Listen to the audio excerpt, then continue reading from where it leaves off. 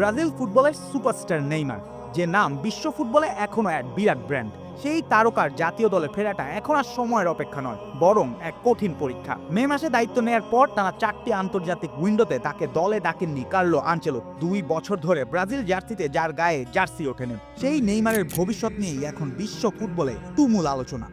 ইনজুরির কারণে দীর্ঘ বিরতি, সান্তোসের ফিরেও পুরনো ছন্দে না ফেরা, সব মিলিয়ে নেইমারের ক্যারিয়ার যেন এক ট্যাকটিক্যাল টাইম আউটের প্রশ্নে আটকে আছে।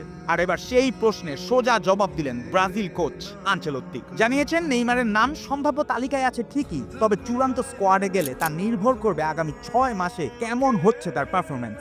ভাবতাম নেইমার শুধু ব্রাজিলেই আলোচনার বিষয়, এখন দেখছি পুরো বিশ্বই তাকে নিয়ে মগ্ন। ভালো খবর হলো সে চোট থেকে ফিরছে। এখন ওর হাতে 6 মাস সময়, এই 6 মাসে নিজেকে প্রমাণ করতে হবে। আমরা শুধু দেখব সে কতটা প্রস্তুত। বার্তাটা পরিষ্কার, নাম বা অতীত দিয়ে কিছুই হবে না, প্রয়োজন ইনস্ট্যান্স ফুটবল, ধারাবাহিক ম্যাচ ফিটনেস এবং সবচেয়ে বেশি leadership in the fine third. এখন নেইমারের সামনে শুধু 6 মাস এবং একটাই লক্ষ্য, নিজেকে আবারও গেম চেঞ্জার হিসেবে প্রতিষ্ঠা করা।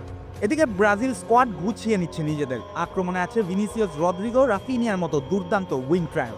ম্যাথিউস কুনিয়া আছেন চমৎকার ফর্মে। উঠতি তারকা এস্তেভার পারফরমেন্সেও জমে উঠেছে প্রতিযোগিতা।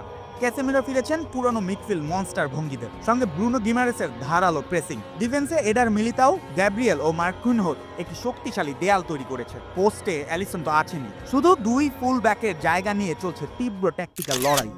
এই সাজানো দলে নেইমারের জায়গা হবে কিনা এখন সেটাই সবচেয়ে বড় প্রশ্ন, কারণ তার উপস্থিতি মানেই অতিরিক্ত ক্রিয়েটিভিটি, অতিরিক্ত গতি, অতিরিক্ত ভয়ডরহীনতা। কিন্তু শারীরিকভাবে প্রস্তুত না হলে বিশ্বকাপের স্কোয়াডে কঠোর মানদণ্ডে ঢোকা কঠিন। তাই নেইমারের সামনে এখন শুধু একটাই পথ, মাঠে ফিরুন, খেলুন, নিজেকে প্রমাণ করুন, কারণ এই 6 মাসই ঠিক করবে নেইমার নামক অধ্যায়ের শেষ পাতা কেমন হবে।